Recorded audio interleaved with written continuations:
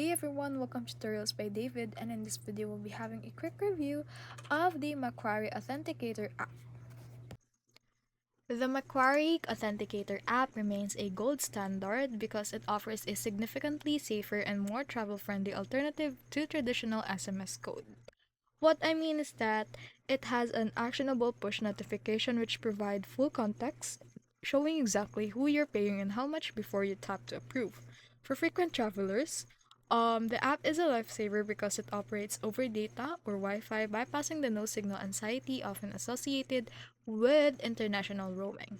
Users also praise the ultimate security mode, which provides real-time alerts for every login attempt.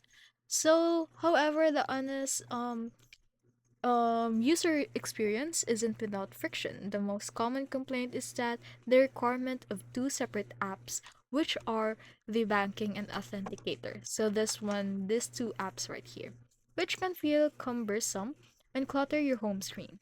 Some users also find the app security too tight, occasionally requiring authentication for simple transfers between your accounts.